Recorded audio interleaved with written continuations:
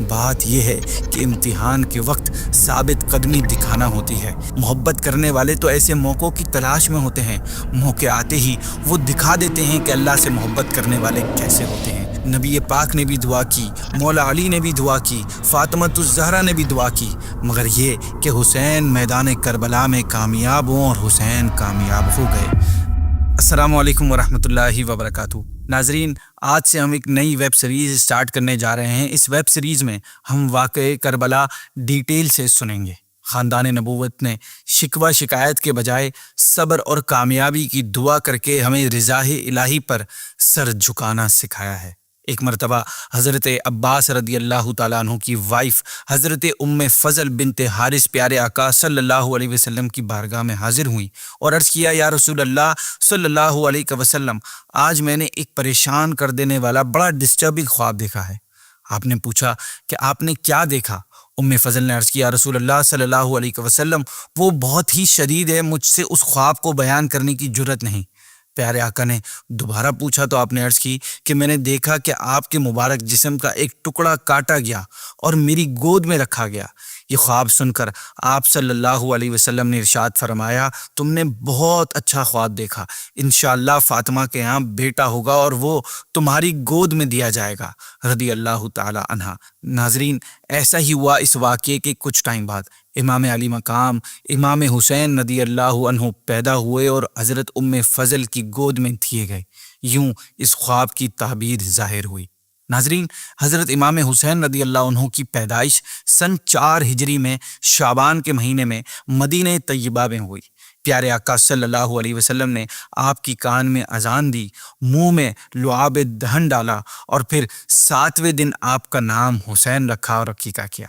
آپ صلی اللہ علیہ وسلم نے فرمایا کہ حضرت ہارون علیہ السلام نے اپنے بیٹوں کا نام شبر و شبیر رکھا اور میں نے اپنے بیٹوں کا نام انہی کے نام پر حسن اور حسین رکھا۔ سریانی زبان یعنی سیریک لینگویج میں شبر و شبیر اور عربی زبان میں حسن اور حسین دونوں کا مطلب ایک ہی ہے۔ آقا صلی اللہ علیہ وسلم نے یہ بھی فرمایا کہ حسن اور حسین جنتی ناموں میں سے 2 نام ہیں۔ عرب کے زمانہ جاہلیت میں یہ دونوں نام نہیں تھے۔ ناظرین، حضرت امام حسین رضی اللہ عنہ کے فضائل بہت ساری حدیثوں میں بیان کیے گئے ہیں۔ نبی کریم نے فرمایا، حسین مجھ سے ہے اور میں حسین سے ہوں۔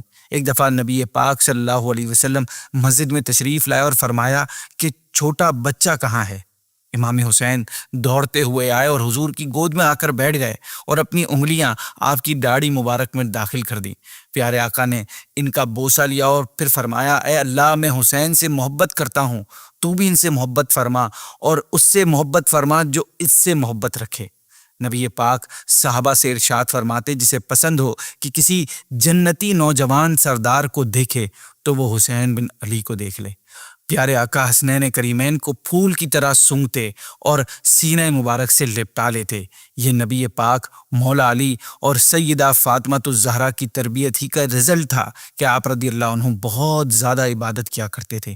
آپ رضی اللہ عنہ نے تقریباً 25 حج پیدل فرمائے۔ روزہ، صدقہ و خیرات اور دوسرے نیک کام آپ کی زندگی کا حصہ تھے، پارٹ تھے۔ آپ نماز سے بھی بہت محبت فرماتے تھے۔ ایک دن کا واقعہ ہے کہ نبی پاک صلی اللہ علیہ وسلم حضرت امام حسین رضی اللہ عنہ کو اپنے سیدھے پاؤں اور اپنے صاحبزادے حضرت ابراہیم رضی اللہ عنہ کو اپنے لیفٹ پاؤں پر بٹھائے ہوئے تھے کہ حضرت جبریل امین حاضر ہوئے اور عرض کیا، رسول اللہ صلی اللہ علیہ وسلم، خدا تعالیٰ ان دونوں کو آپ کے پاس جمع نہیں رہنے دے گا، ان میں سے ایک کو واپس بلا لے گا۔ اب ان دونوں میں سے جسے آپ پسند چاہیں پسند فرما لیں۔ پیارے آقا نے فرمایا، اگر حسین کا انتقال ہو جاتا ہے تو علی اور فاطمہ کو تکلیف ہوگی اور مجھے بھی شدید تکلیف ہوگی، اور اگر ابراہیم وفات پا جائیں تو زیادہ غم مجھ کو ہوگا، اس لیے مجھے اپنا غم پسند ہے۔ ناظرین، اس واقعے کے 3 روز بعد پیارے آقا صلی اللہ علیہ وسلم کے شہزادے حضرت ابراہیم وفات پا گئے۔ اس کے بعد جب بھی امام حسین نبی کریم کی خدمت میں آتے تو حضور مرحبا فرماتے اور پھر ان کی پیشانی کو بوسہ دیتے اور لوگوں سے فرماتے، میں نے حسین پر اپنے بیٹے ابراہیم کو قربان کر دیا ہے۔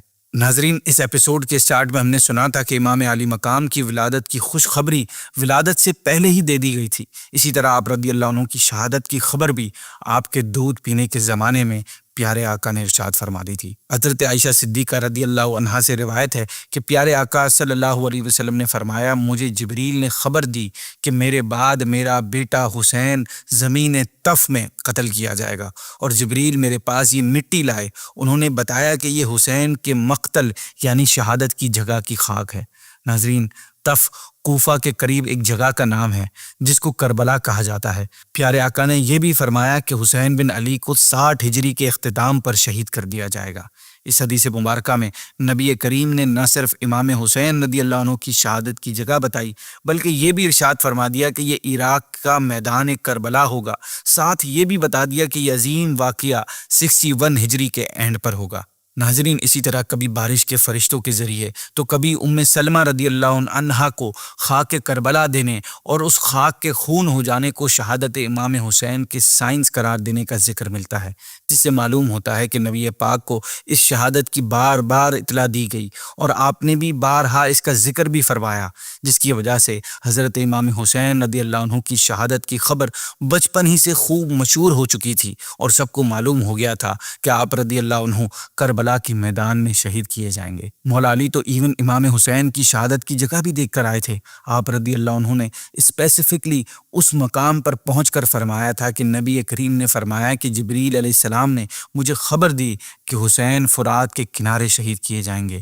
پھر مولا علی امام حسین کی قبر کے مقام پر پہنچے اور فرمایا، یہاں ان شہداء کے اونٹ بندھیں گے، یہاں ان کے سیڈلز رکھے جائیں گے، یہاں ان کے خون بہیں گے۔ جوانان آل محمد صلی اللہ علیہ وسلم اس میدان میں شہید ہوں گے اور آسمان و زمین ان پر روئیں گے۔ ناظرین، یہاں غور کرنے والی بات یہ ہے کہ آپ صلی اللہ علیہ وسلم، حضرت علی المرتضیٰ رضی اللہ عنہ اور اہل بیت کے دوسرے لوگ سب جانتے تھے کہ پیارے آقا کے لاڈلے امام حسین کربلا میں ظلماً شہید کیے جائیں گے، لیکن پھر بھی دعا کوئی نہیں کر رہا کہ یہ واقعہ نہ ہو۔ خبر شہادت پا کر نبی پاک صلی اللہ علیہ وسلم کے آنسو تو جاری ہو جاتے ہیں، مگر آپ دعا کے لیے ہاتھ نہیں اٹھاتے، بارگاہ الہی میں اپنے لاڈلے کی امن و سلامتی اور اس واقعے سے محفوظ رہنے اور دشمنوں کو برباد ہونے کی دعا نہیں فرماتے۔ نہ علی المرتضیٰ عرض کرتے ہیں کہ یا رسول اللہ صلی اللہ علیہ وسلم، اللہ کی بارگاہ میں اپنے اس بیٹے کے لیے دعا فرمائیں۔ نہ خاتون جنت التجا کرتی ہیں کہ اے سلطان عالم، آپ کے فیض سے عالم فیضیاب ہے اور آپ کی دعا قبول ہی قبول ہے، اس لیے میرے اس لاڈلے کے لیے دعا فرما دیجئے۔ نہ اہل بیت، نہ ازواج مطہرات، نہ صحابہ کرام علیہم الرضوان سب خبر شہادت سنتے ہیں، خبر عام ہو جاتی ہے، مگر بارگاہ نبوت میں کسی طرف سے دعا کی ریکویسٹ پیش نہیں ہوتی۔ کیونکہ ناظرین، بات یہ ہے کہ امتحان کے وقت ثابت قدمی دکھانا ہوتی ہے، یہ وقت پیچھے ہٹنے کا نہیں ہوتا۔ محبت کرنے والے تو ایسے موقعوں کی تلاش میں ہوتے ہیں، موقع آتے ہی وہ دکھا دیتے ہیں کہ اللہ سے محبت کرنے والے کیسے ہوتے ہیں۔ نبی پاک نے بھی دعا کی، مولا علی نے بھی دعا کی، فاطمۃ الزہرا نے بھی دعا کی، مگر یہ کہ حسین میدان کربلا میں کامیاب ہوں اور حسین کامیاب ہو گئے۔ ناظرین، ہماری ایپیسوڈ کا وقت مکمل ہوا۔ دوسری ایپیسوڈ میں ہم بات کریں گے یزید کے بارے میں کہ یزید کون تھا، تخت پر کیسے بیٹھا اور امام حسین سے اس کی دشمنی کی وجہ کیا بنی۔ السلام علیکم ورحمۃ اللہ وبرکاتہ۔